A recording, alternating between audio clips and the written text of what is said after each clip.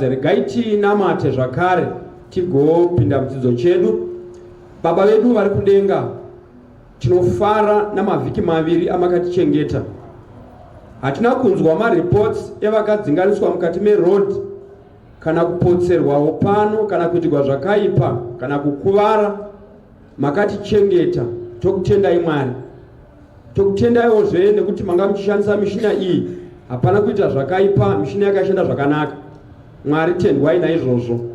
Tokutendai nevazhinji vanga vachiuya kuzoteerera, varopafadzei. Tokutendai nevamwe vasina kuuya but vanga vachinamatira musangano uno, varopafadzei zvakare.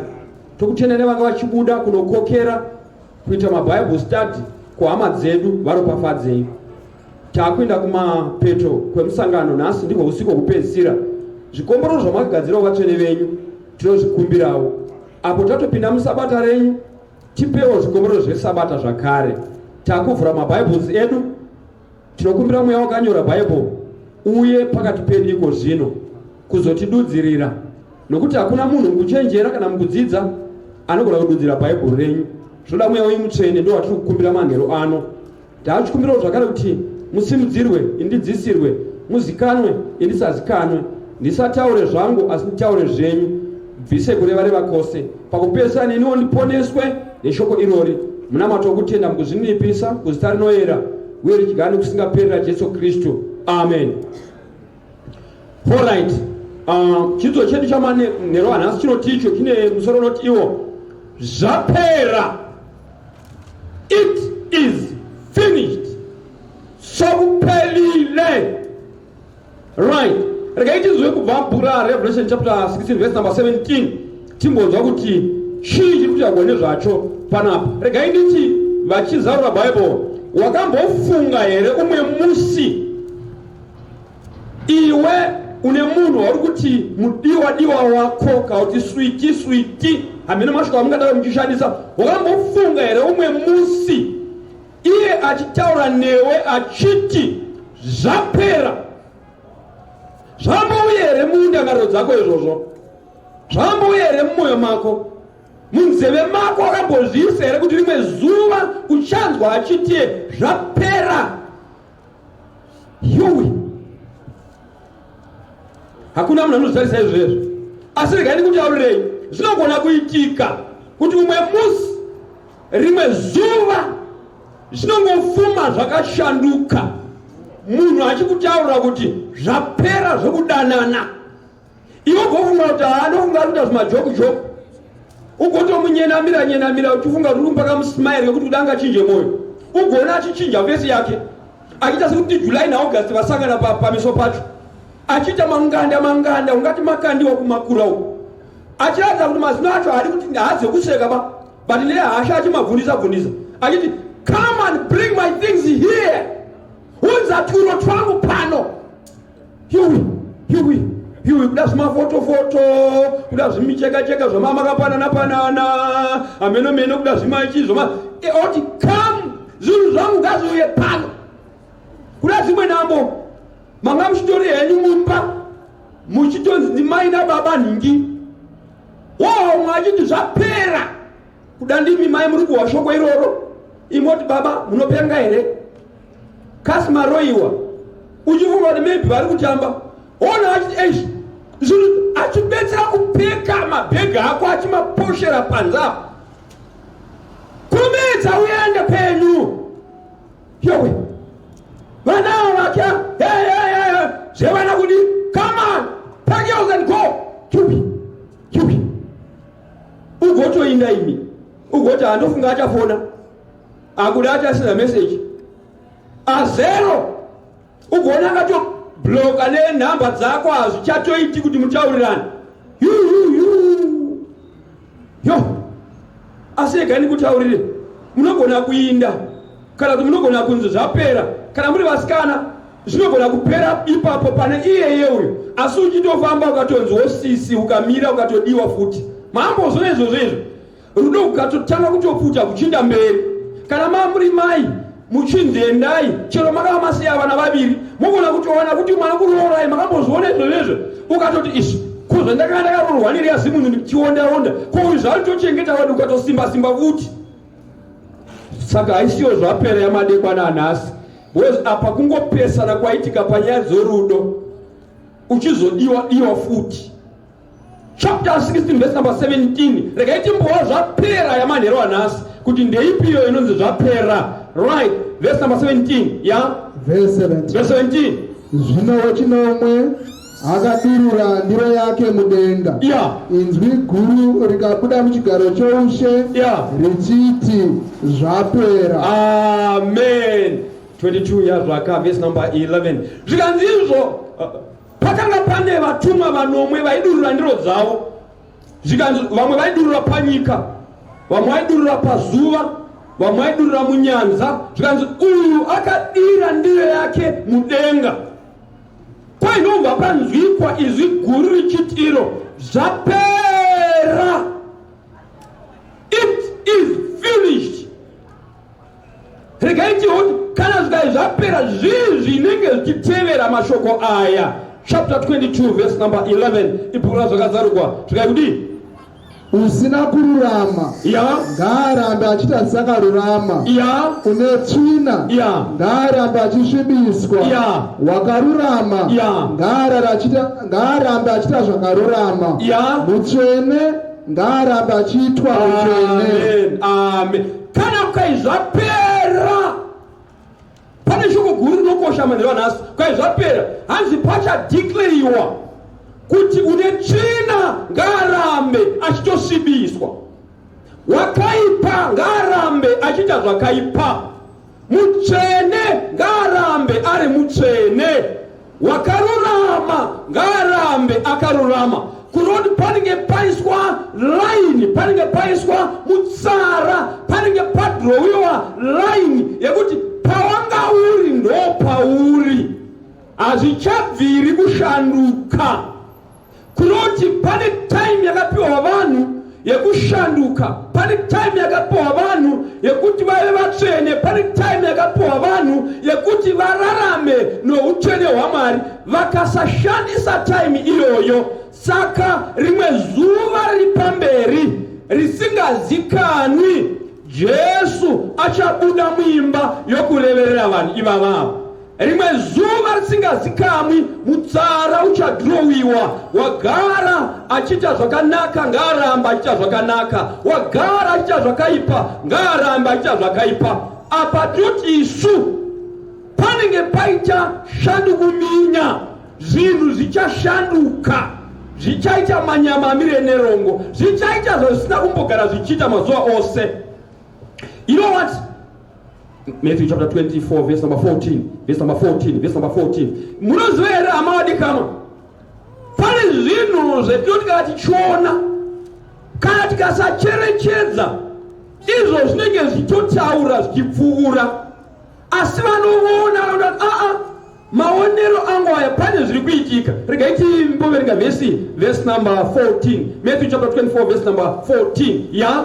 Ivhangeri iyi youshe ichaparidzirwa munyika dzose, chive chapupu kuvanhu ose, ipapo kuguma kuchasvika. Amen. Teerai vana vaMwari, tiri kuti isu kufamba kuri kuita nguva nezvinhu zvimwe zvatinoona zvichishanduka, pane zviri kuvavarirwa netime. Handiti mukaenda mubhuku ramuparidzi chapter 3 rinotiro chinhu chimwe nechimwe.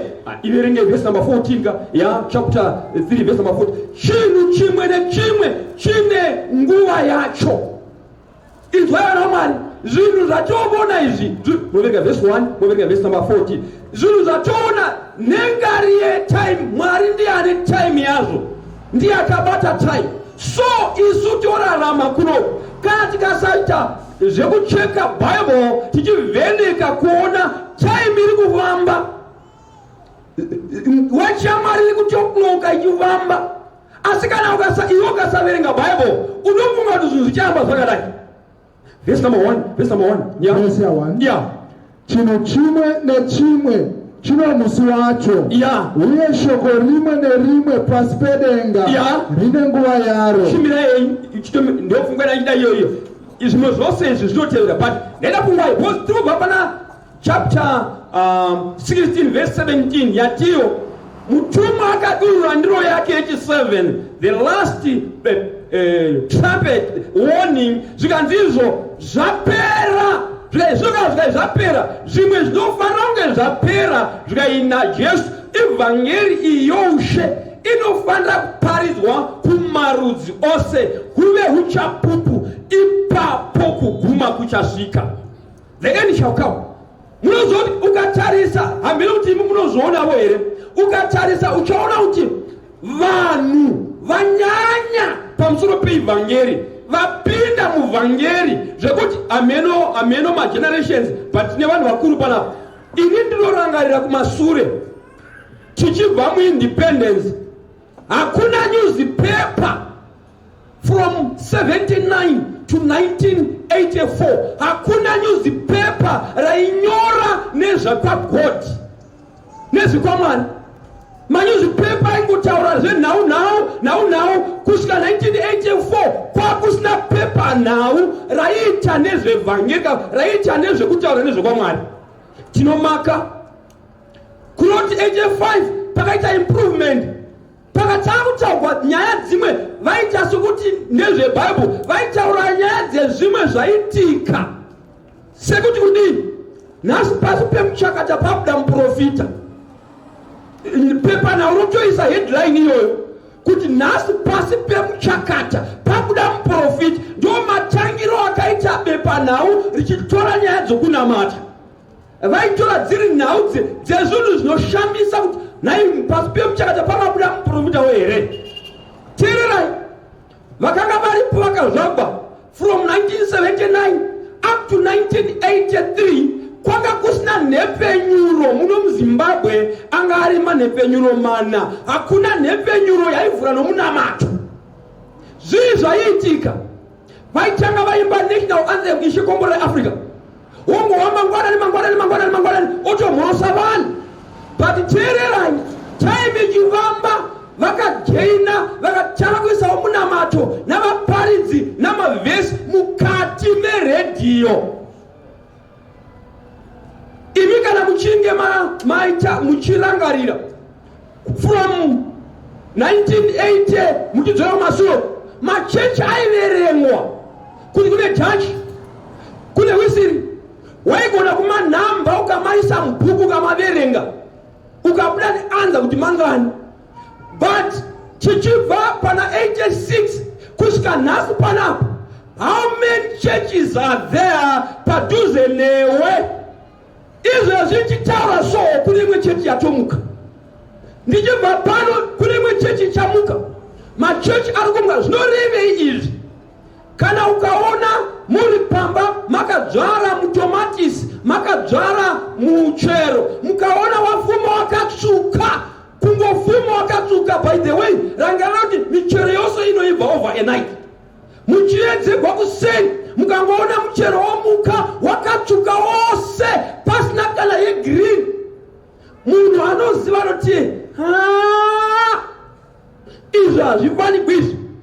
Tinofanira kutanha 1 1 3 3 4 4 kusvika dzingatu, asi pane chadzimwe dzinosarira. Zvino kana ukaona nyaya yoti pasapapo muti pane mweya wokuprofita, pasapo pecheya pane mweya wokuprofita, mapepa nhau, machanel mumatv hauchapedzi guchu nefararira, zvinoshura kupera kweivhangeri.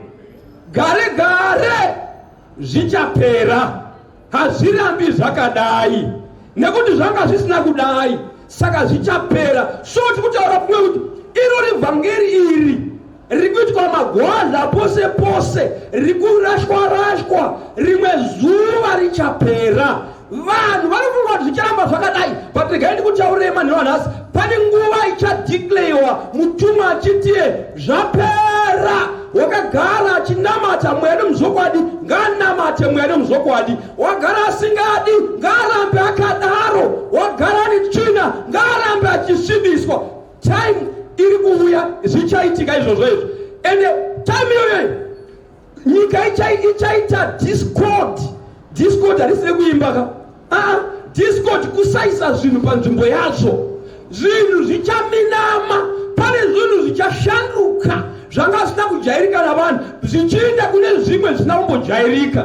Regai tinunge zvishoma zvezvimwe zvinonzi kana kukai zvapera pane zvinhu zvichaitika. Amos chapter 8, yes, verse number 11, pane zvinhu zvichashanduka zvanga zvakajairwa navanhu but zvichashanduka nekuti time inenge yachinja.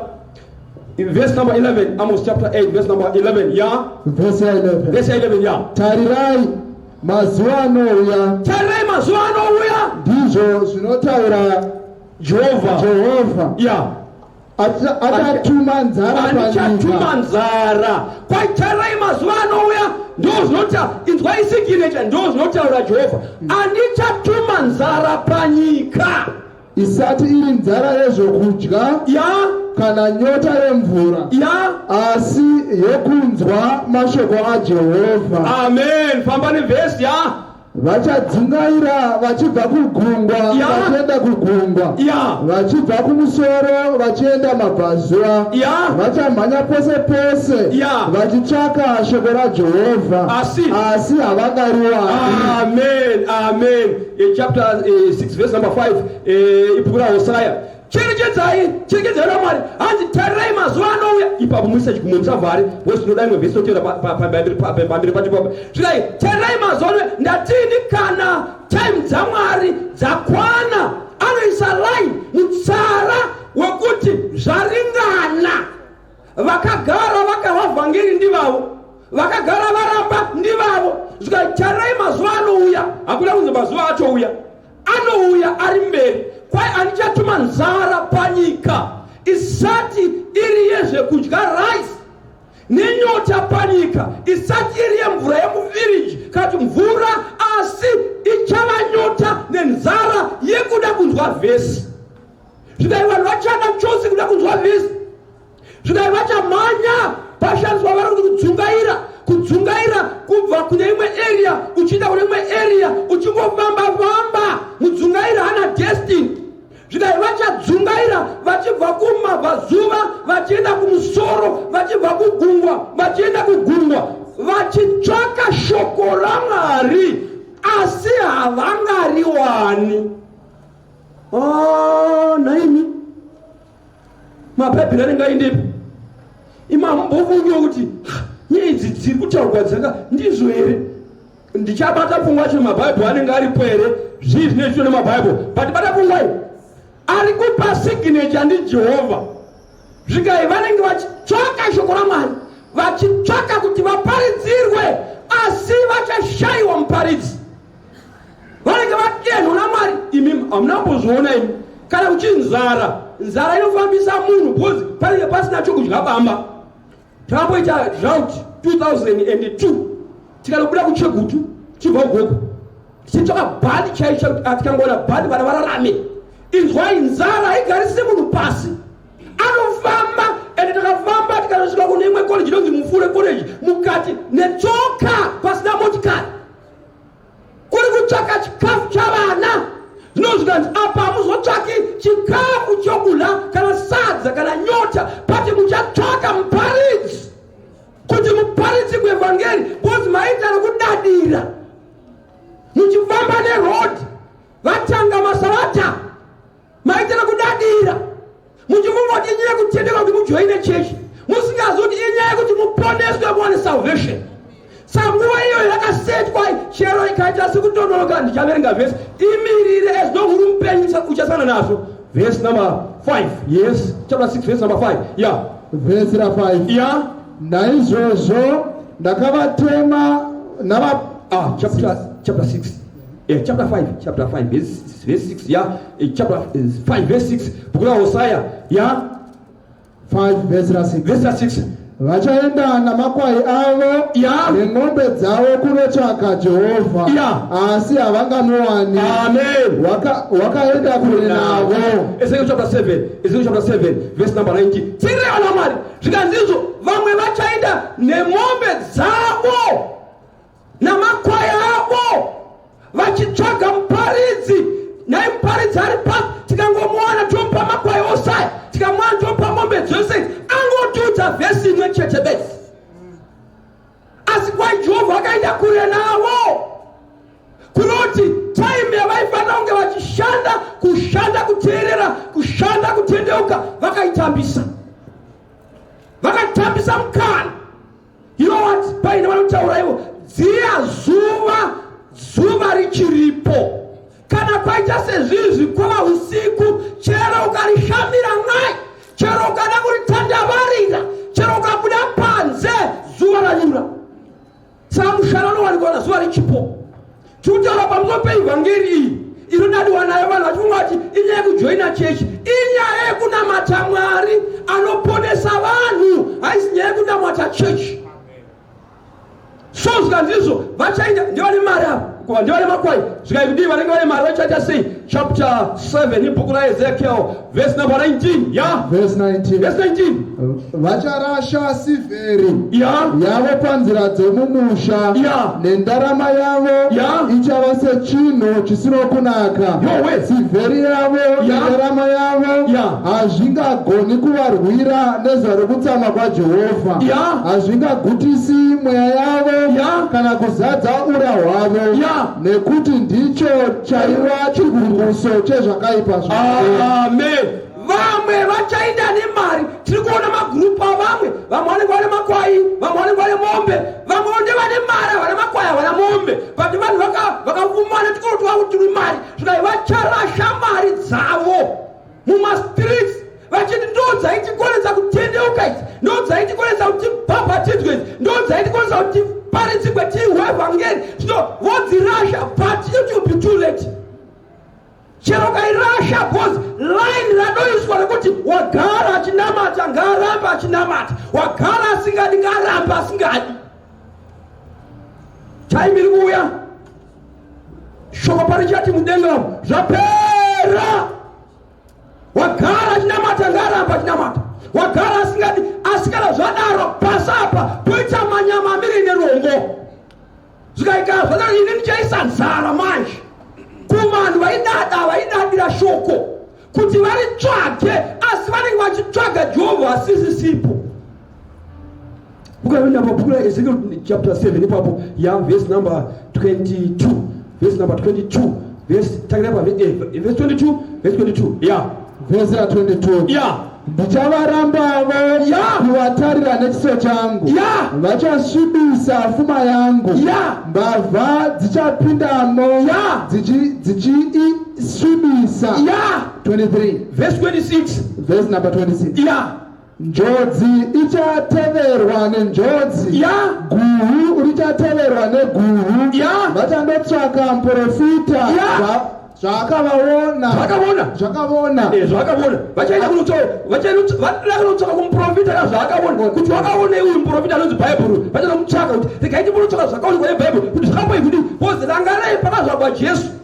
Kunodziko vachenjeri vakasvika pana Herod, zvikai mambo azvagwa, chakazviona nenyeredzi, pozi vava avereka kuna Nambasi kuti nyeredzi ichaonekwa. Zvikai zvino Herod akadaidza vakuru vechechi. Amen. Zvikai vakuru vechechi, kuna mambo achazvagwa here? Kwai vakuru vechechi vakaenda kumabhuku pakanyogwa kuti tihoti ndizvo here? Zvikanzi ehe ndizvo, mambo anozvagwa kuBheterehema reJudhiya. Saka ava vanhu vachada kunotsvaka pakanyogwa pamurayiro. Izvi zvinoti kudii zvekuti njodzi yoteverwa nenjodzi neguhu richiteverwa zvinombo pakanyogwa here nyaya idzi? Asi murayiro uchanyangarika. Amen. Munozoti tiri kuona dhirama yacho munhu waMwari Grebas chapter 11 ibhuku raRevelation. Kwaiko pane zvapupu zviviri zvinopupura zviri pamberi pashe wenyika, kunoti zvapupu zvacho ndo zviviri izvi, Old and the New Testament. kwai zvinopupura zvakapfeka masaga kuchema. Zvikai asi ndinodikani family yazvo kana zvichibata basa pamazuva azvo zvapupu izvi zvinogona kumisa mvura kuti isanaya. Makore anga achitutunuka asi Mwari akati pane zvapupu zviviri zviri kupupura, regai timbosairira makore ainde mberi kuitira kuti vanoponeswa vaponeswe. Bosi tiri pamhene panapa, makateerere? Saka zvinomisa mvura izvi kuti isanaye pamazuva okubata kwazvo basa, uye zvinogona kukonzeresa moto. Mavheundi vaya kuvanhu vane nharo kuti Mwari ndiani, panonyuka moto mugoshaya kuudzimura ugoparadza maindastri nemakampani. Bosi icho chapupu chinechi kwemamuonere Mwari ane simba akasika. Hamuzivi here kuti Mwari mukuru, mamune ungwari hwenyu hwamama akavimbika mumaindastri nkonto motanga kuti one zvikaikana zvapedza basa ndopanovarapa uchibaba vesi namba 6 uchidzira zvikaikana zvapedza basa razvo izvapupu zviviri izvi Mwari wokudenga achatuma chamupupuri kuzotanhaura mavara rimwe nerimwe rimo mukati memabhuku ose akanyogwa nezvakuti God salvation Jesus kwaichatanhauko kwai chamupupuri chomabhurutsa oinda kudenga. Mapepa achasara ari plain papers, blank pasina kana word one. Nemafoni zvichadzugwa nemumanyi pose paangotaura kuti Mwari ndozviri kutaura njodzi ichatevegwa nenjodzi neguhu ichatevegwa neguhu, pachaita chisionekwe.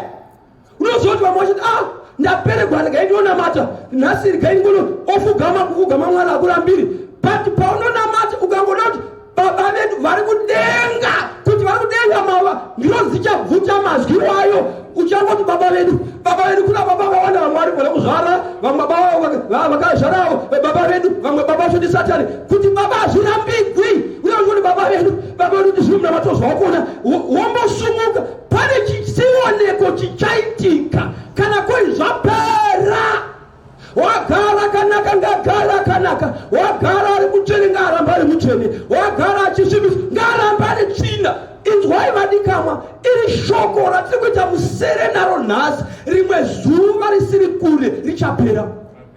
Because medi yatiyo kana rapedza kuparidzwa ivhangeri kuguma kuchasvika. Zvinhu zvese zvine magumo. Even the road has its ending, even a song has its ending. Zvinhu zvose zvinosvika kwamvura yacheka makumbo. Saka kuparidzwa kweivhangeri kuchapera.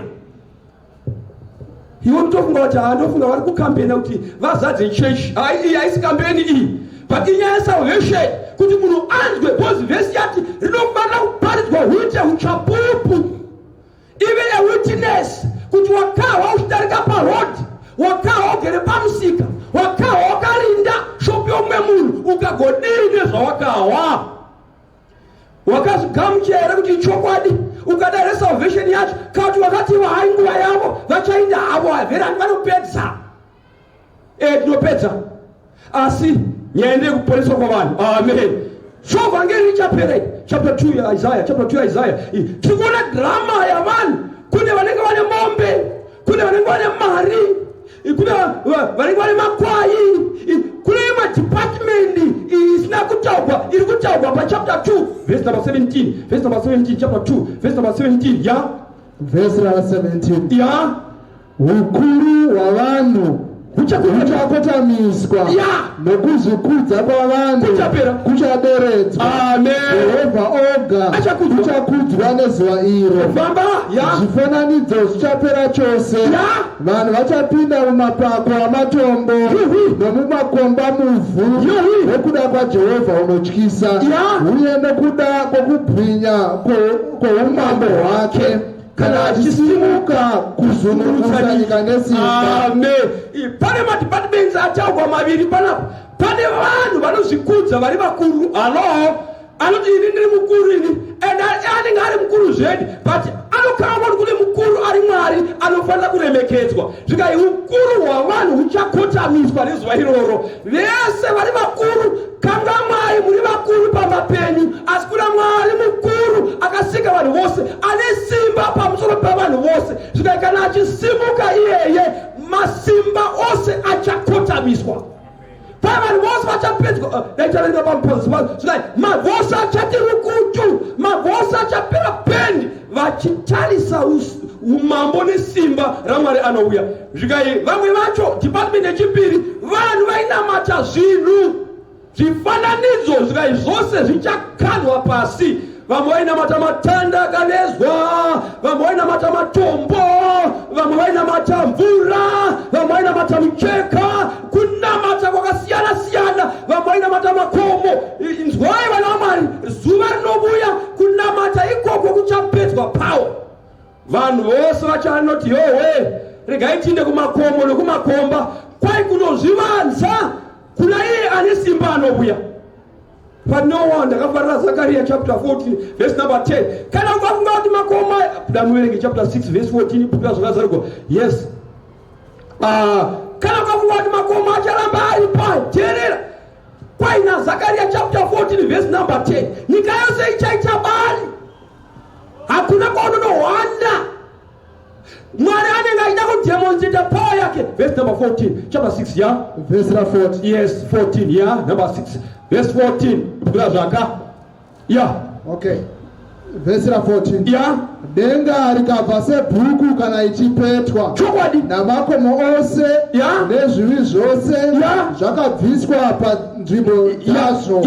Verse 15. Namadzimambo enyika navakuru navatungamiriri vehondo navafumi navane simba navaranda vose navakasununguka vose vakandovanda mumapako nomumabwe amakomo vakati kumakomo nokumabwe tiwire muvinike pameso aiye unogara pachigaro choushe napakutsamwa kwegwayana nokuti zuva guru rokutsamwa kwavo rasvika.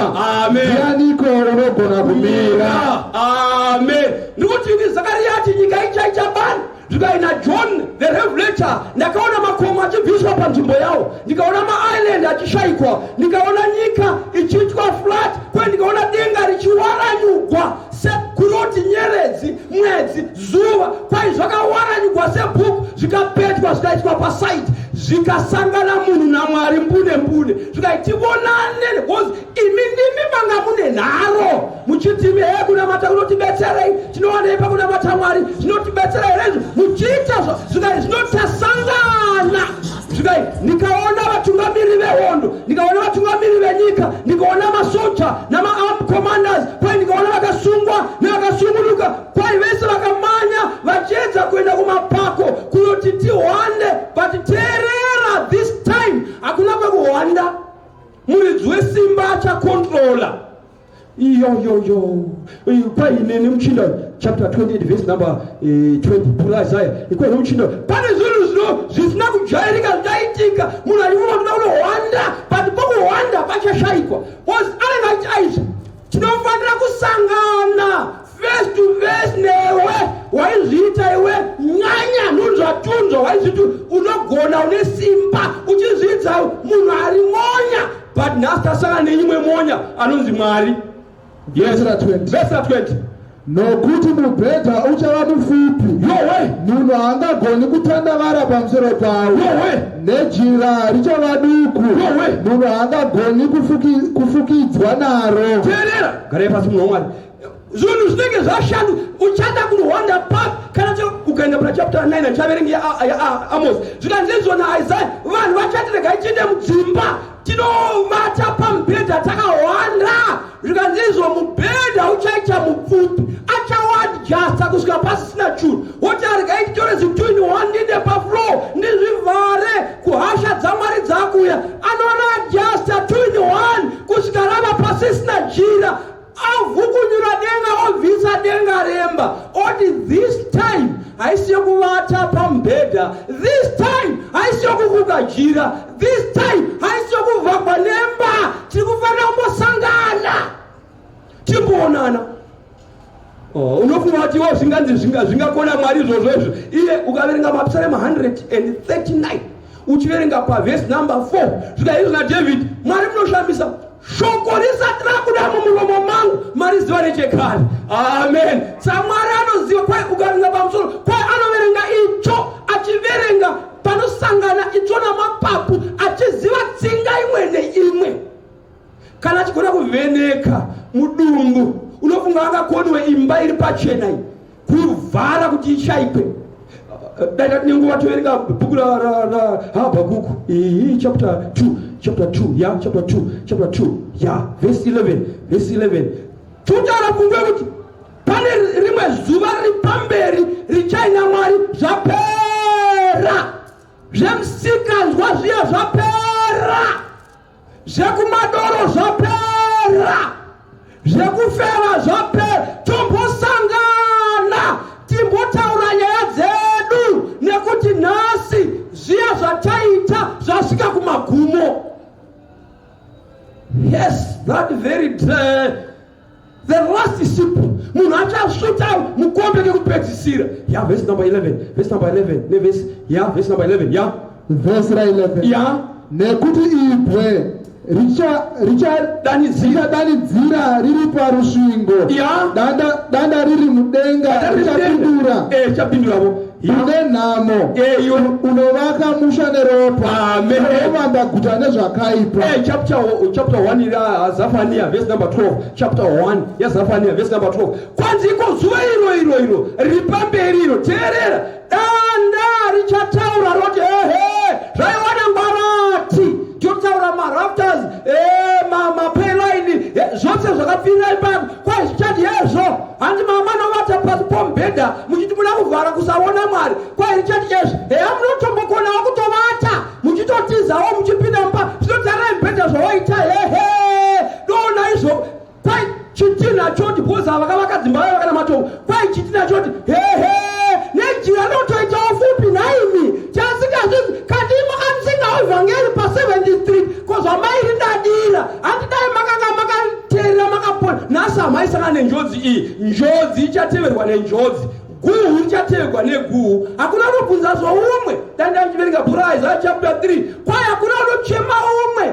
Vekumba kumukadzi havachemani, vekumurume munhu nomunhu idunga munhu nomunhu panhamo yake. Haisiye kukoka izoka kwa watu hende kurwere apa pazokokani wana.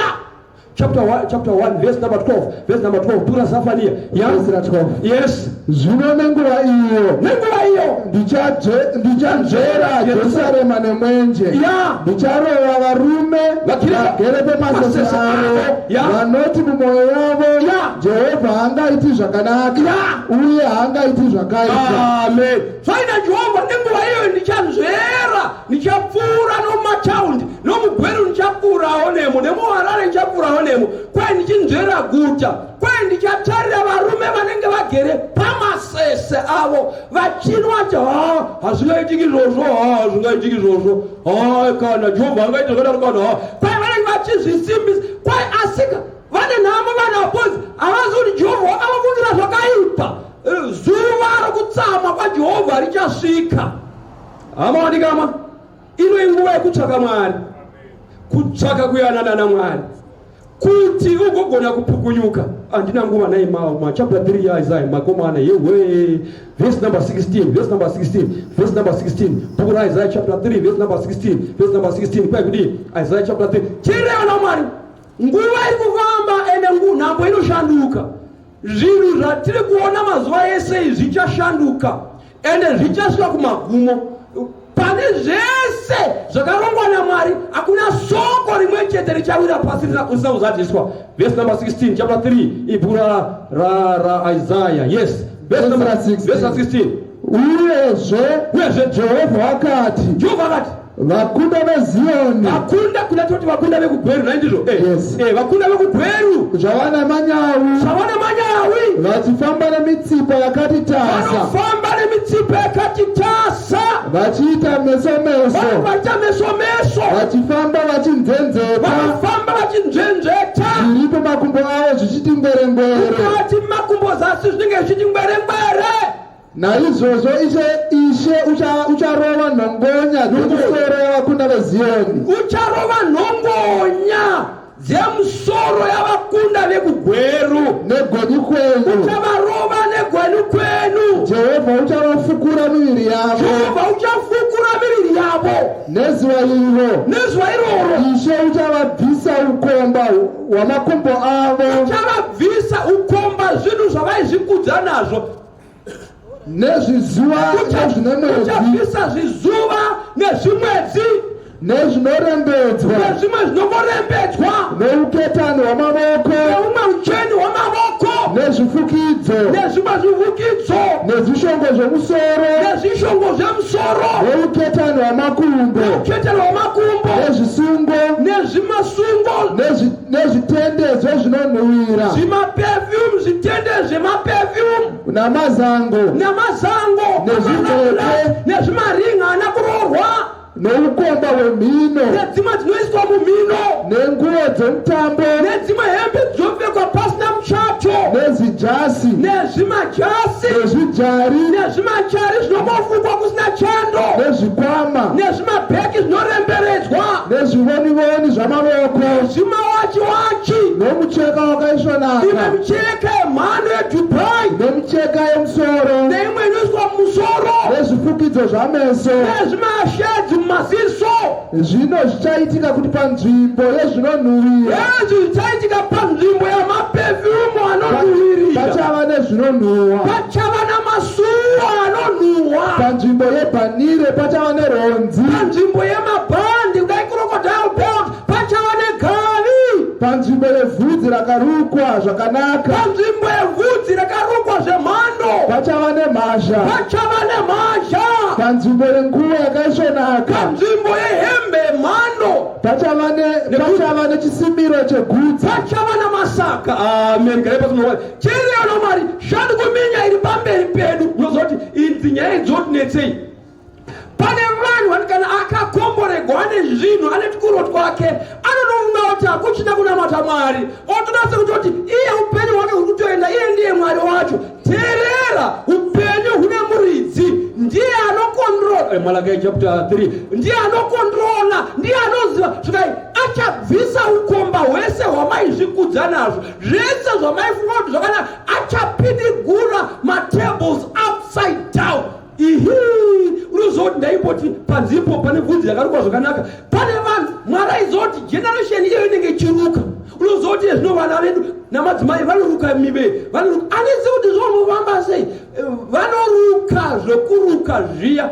ende kana aruka umwe anopotsa kuvhara hafu fesi saka mutaura naye anenge achikuona muhafu ziso akati kadzwa so wakonzi it's like asi haana kana English kana dhihana asiti like anomugona bhozi anenge akavhara hafu fesi achikuonera seri kwamablades teerera zvikanzizvo nezuva iroro it's like zvichava like zvichanyatsokuzofanana chai ndopauchaona chisioneko musoro waveurwa paunabvunza baba vane mhasha kuti vakambofuma umwe musoro vachiti nai mai bvudzi redu iri panapa iyi asi kwakangosuka musoro ukangosuka imwe mhasha kwakasara zvibvudzi zvishoma shoma kuti nesheve asi kuti bvudzi rakaendepi baba havazvizivi ndo drama ichaitika that day manje hazizoitise process yemhasha yababa kozi mhasha yababa ine process kunotanga mapfeka zvichienda kozoti bhichira pamusoro kusvika kwazonzi kwazosara yako ine ndiye one day ichangosugwa semunhu aida kubhabha wosara wakaita barabara rinovaimira handiranguva dai tachida pana zvaka chapter 16 yazvakazarwa kwaikahove nebaravara kwai ndichaunza maronda mubaravara kugadzirira chimvuramahwe chinee chiri 25 kgs chokudhonora musoro iwo usina bvudzi wewe kwai munhu anenge ane maronda ndonza nyota manje kuti anofanira kumamvura mvura yose yoita blood kwai richaita ropa pamatsime pazvibhoroni pamatepi ione maronda apa une barabara riri kugwadza nechimvuramahwe kwai vanhu vachati dai Mwari maniuraya ndiverenge vhesi here verenga vhesi chapter 9 yazvaka chapter 9 vanhu vachadimba kuti dai Mwari maniuraya dai Mwari but kwai Mwari ehe this time hatiurayani tiri papunishment handi maitire kutsinyira vhangeri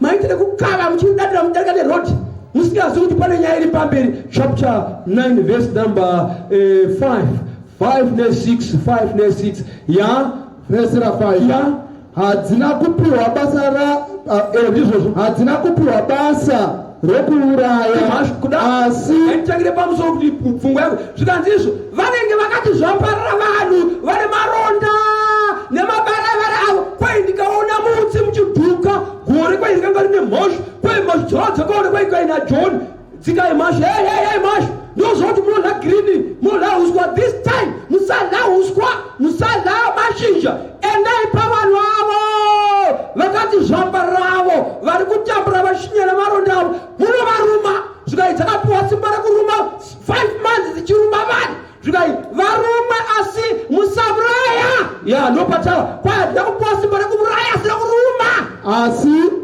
kuti varwadziswe mwedzi mishanu kurwadziswa kwadzo kwakanga kwakaita sekurwadzisa kwechinyavada kana chichiruma munhu namazuva iwayo vanhu vachatsvaka rufu asi havangatoruwani vachavinga kufa asi rufu ruchavatiza chirira mudikama kwai namazuva iwayo vanhu vachigwadziwa zvakazarwa kuti kwai vachati mwari tiurayai mwari tiurayai kwai asi mwari kuti this time hatiurayi tiri papunishment tinopanisha chete munhu zvikazizvo vachati tinoda kuva vovinga rufu vamwe vachazvisungirira vamwe vachatsvaga mapoizeni kwai chaukavinga nyoka kwai nyoka dzichati this time hatirumi zichitiza dzichida neruvambira dzichitiza this time hatirumi munhu tiri kuda kuti mumosangana mudhara wamaichinyira muchimuvati hai i7th Street Church izvo mudhara aichaura newe amen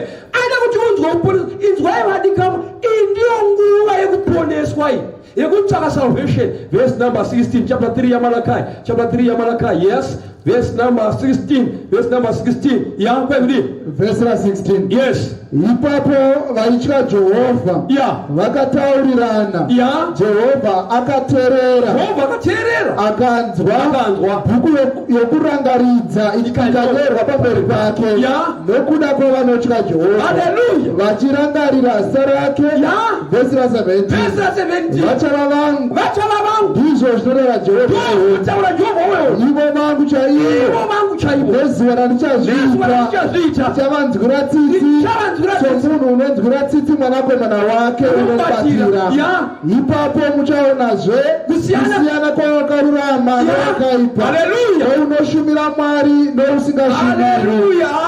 Bhaibheri mandinotaura nyaya dzakakora teerera mutsauko usati waonekwa iye zvino tingamira tose mukiu yakaokei tingamira tose padokta tingamira tose pakiu yekombi asi hatina kufanana zvikanzizvo kune vanotya Jehovha vachirangarira zita rake ivavo vakanyorwa mazita avo zvikai vacharangarirwa ndafanira verse number 17 zvikai ndichavanzwira tsitsi somunhu anonzwira tsitsi mwanakomana wake anomubatira kwai nezuva randichazviita verse number 18 ndopamuchaona kusiyana kweunonamata neasinganamati ndopamuchaona kusiyana kwakarurama neasina kururama iwe mutsauko uripo pamberi iye zvino tingati sitakafanana hatina kumbofanana regarimbokupagadhirama zvishoma 1982 kusvika 86 panga pane nyaya dzenedzi dzemadhizdeni vanga vazvagwa vaizviziva ivi panga pachingonzi kuna anagwesera hene vamwe vanga vasina kudzoka ndakwira bhazi ndaigara kugoko ndikwandemushao ndikuinda kukadoma tainda pakudzoka pane road block apa panonzi pana Ngondoma river pabridge masoja anga akaiswa muembrace mine yanga yayoparara embrace mine saka vakanga vakati vasosa dzirodi dzose bhazi ramira tamiswa zvikanzi munhu wose panze out munhu wake nebhegi rake vanhu votora mabhegi avo ari pamusoro achiburutswa mikunguru vanhu vachimirira mabhegi zvikanzi munhu unovhundukira bhegi rako musoja aitaura izvozvo anga ari 1 munovhundukira bhegi rako uchizunza izvi vanenge vachitarisa iwe saka akatanga atarisa vanhu vose vakamira vasati vasecha mabhegi avo ndobva asvika pandiri ndobva asauta zvikanzi chef munani ndikati ndiri ndoga zvikapinda basi ndapinda basi ndagara ndakatarisa pashi drama yanga yoitika pashi apa manje apa hauna mbozviona imi dzimwe dzairohwa neseri kwepfuti garo dzimwe dzaikava nebhutsu indiri bhazi dukuduku ndakagara zvangu asi tambokana matose ndokufuwa takafanana tambofanana iwe unofuwa titiri tose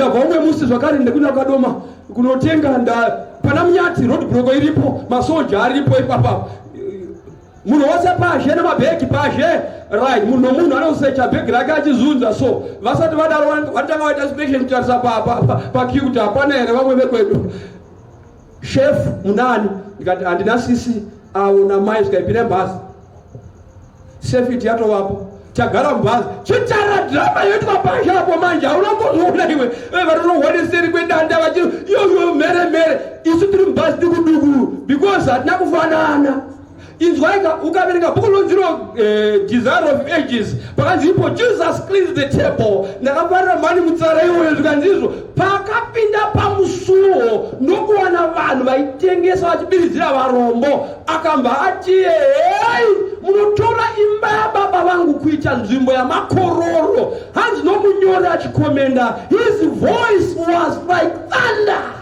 kwaimba yakazunzika so kwai vakaona maso ake aita seari kuvaima moto vakaenda pakuona kuti zvino nhasi hedu tichaita sei jesu paakatora gavi gwanga guri gwakasunga makwai achimona rava kuti adzinge zvipfuwo paakasimudza rava ari ku this other side vanhu vachibuda ne-this other side vanoti ivo vanhu kwai jesu akarova vanhu nhema verenga bhaibheri rako pana jona namborova vanhu but akasimudza rava achidzinga zvipfuwo vanhu ndo vaichiti arohwa vachiwanza kuti varohwa nerava izvo rava yaidzinga zvipfuwo teerera nyaya inoenda mberi zvikanzi izvo pakabuda zvinhu zvabuda achimira mberi hanzi zvirema namapofu vakanga vanunurwa nokurapwa najesu vakapinda muchechi vakaona maziso ajesu azere nenyasha nerudo vachiti hosana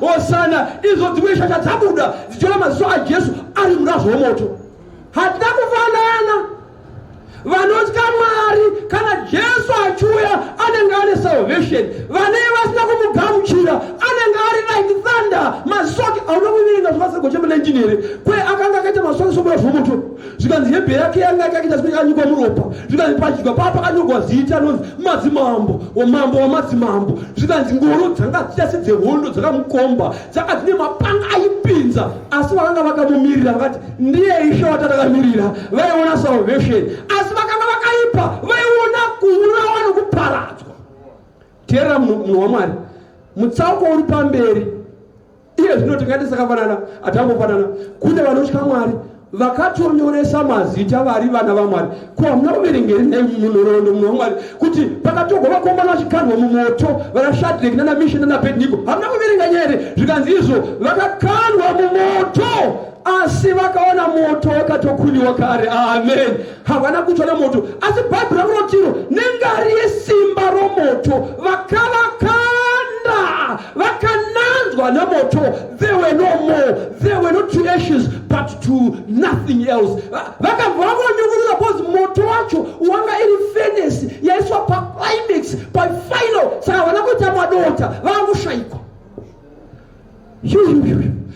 kurati vakanunurwa vanga vari vana vaMwari moto umwe chete wakanotsika vana Shadraki ukasavapisa ndo moto umwe chete wakapisa vakakanda saka kuti vanhu vakafanana avana vakafanana kune vari vana vaMwari amen ndo vanorwirwa pazuva renjodzi isu tose tiri vanhu vaMwari vakatsva vaya vaive vanhu vaMwari vanga vasiri vana vaMwari so isu tose tiri vanhu vaMwari asi vari kugamuchira jesu saishena muponesi vanozvagwa voita vana vaMwari amen vopiwa simba manhero ano zvapera ichadaidzigwa pachanzi wagara ari mwana ngaave mwana wagara asati ari mwana ngaarambe akadaro izvi zvinoitwa kuti wemubhabhatidzwe inguva yekumwenyiwa inguva yekunyengererwa amen kuti munhu awane salvation wanga wadi kugamuchira jesu saishena muponesi uzviwandire ruponesi unyorwe bhoswa yebhuku yakanyorwa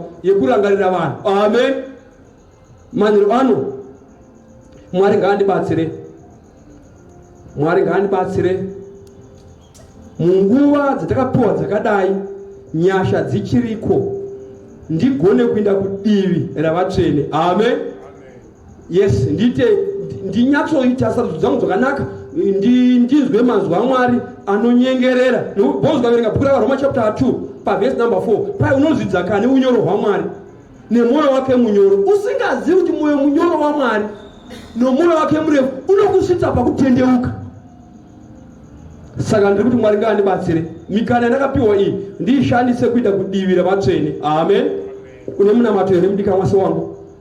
Mwari ndibetserei munguva yandakapiwa yekukweretai ndinde kudivi revachaponeswa vari vatsvene. Ndiitewo mwana, ndisava munhu waMwari chete, ndiitewo mwana. Kauri munamato wako simuka twane nguva dzigona Mwari. Mwari ndibetserei usiku wanhasi. Handidi kuva munhu waMwari, ndinoda kuva mwana. Bozi nguva yenjodzi ichauya. Pazvichasiyaniswa who is who. Pachaiswa mutsauko landi richaiswa. Tazviona mubhazi mataifamba vamwe vachibhuriwa fani. Isu chinzipindai mubhazi shefu vaiziva, vaitarisa fesi voona kuti hai ndeumwe wedu, uyu ndeumwe wedu, harisi gandanga, haiwa harisi distance, neumwe wedu. Usina chikati chawamboburitsa vaitoziva. Sezvanongoona chero murodhi vachifamba so parodi bro kaiti tinokumbira license anongokutarisa neziso so koza apfuura shefu. Ziso atokudza kuti hai handiziva kuti license kaini. Unofunga ndiri munhu license wakanitarisa inini. Ototi sure chef furai. Pane koti yavanokota kuziva kuti ndewedu ndewedu. Ndoda kutaura manheru ano neumwe munhu anofanira kupinda musalvation. Varipo vari kuti mangwanaka kana ndiri mupenyu ndinofanira kuzvagwa patsva. Bozi anonzi mwana anozvagwa kuzvagwa mumvura. Mvura yakatodigwa iripo. Vanofanira kuzvagwa vanhu vanogamuchira Jesu aishira muponesi wavo. Varipo kuti manheru ano njodzi isati yavapo pasati paiswa deadline ndinokumbira kuti ndigozvagwawo patsva mangwana. Chingandikuonesa chii? Bozi kana pana 22 dzaActs verse number 16 kwai chinokonesa kubhabhatidzwa chii? Simuka ubhabhatidzwe uchenurwe zvivi zvako. Varipo here vari kuti ndasati ndabhabhatidzwa ini handisati ndazvagwa kuva mwana chai ndariri munhu waMwari. Asi usiku wanhasi waita zvakanaka, ndinofanira kuzvagwawo patsva mangwana ndizvagwe mumvura kufa muzvivi ndichimuka kuupenyu husingaperi, upenyu hutsva muna Kristu. Kana aripo anotoda kubhabhatidzwa mangwana, simudza ruoko rwavo runamati newe. Aripo here kuti ndasati ndabhabhatidzwa ini asi mangwana ndinofanira kubhabhatidzwawo. Aripo here? Simudza ruoko rwako ndinamate newe. Aripo here pakati pedu? Amen. Amen. Mwari akupafadzei. Varipo here vari kuti mangwana ndobhabhatidzwa ini ndatowana mukana wakadai. Nguva dziri kufamba mangwana hazi edu. Kana une makore 12 usati ndoda kuti aite 13-14 vakafa nebhazi uko kuchimani-mani vakanga vachitoplana upenyu asi vakafa nebhazi. They were no more. Yadova history. Vaitova vana vechikoro ufunge wewe. Mwari akubatsire. Kana 12 years usati mangwana ndichazoti funga pfungwa dzako dzidzokedzana. Aripo here Mwari kuti ndakubhabhatidzwa mangwana, simudza ruoko rwako ndinamate newe. Vantaura chirungu wanzi fortune knocks once at one man's door. Mikana inouya ichipfuura. Okay. Ndakutonamata. Hana yako iri kuti kudii? Kana ichikudza kuti ndinofanira kubhabhatidzwa mangwana. Zvekudzidza unoramba uchidzidza watobhabhatidzwa. Pendonamata unosumudza ruoko nevakasumudza maoko. Ndakunamata.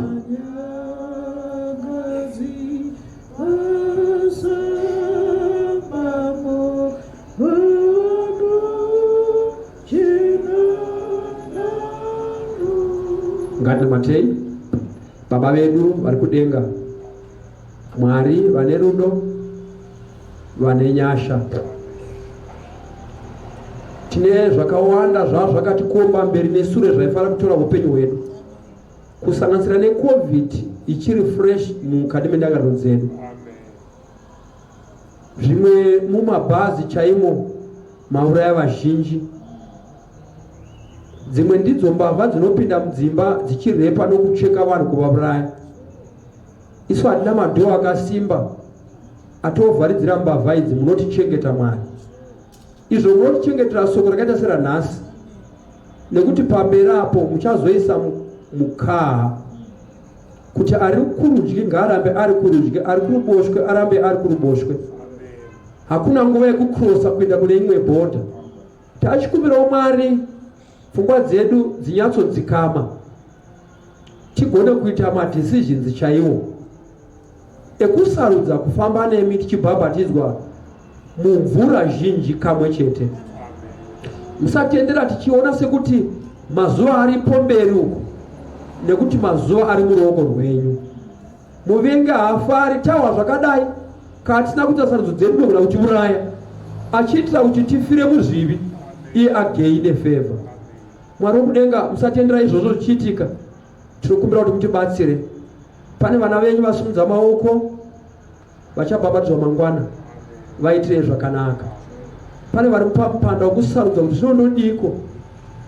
Haisi nyaya yekunobvunza mai kana sekuru kana mbuya, inyaya yekukunzwa kwako nesarudzo yako.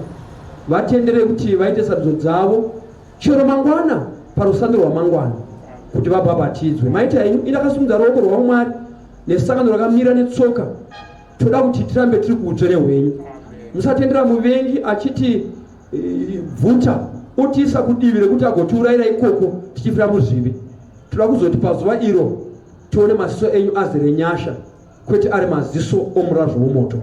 Maita henyu She nesoko renyu rakanaka, takunorara tine mufaro kuziva kuti naMwari anotida, anotiyambira uye achitipa shoko rakafanira. Kana zvaita mangwana matimutsa, titendere tose kuzonzwa shoko nedzimwe hama dzisipo pano, tigone kuva kudivi rachaponeswa. Muna mato kutenda mukuzvinipisa kuzita rinoyera uye njigani kusingaperi raJesu Kristu. Amen. Last prayer. Baba vedu variko kumusha musoro kudenga,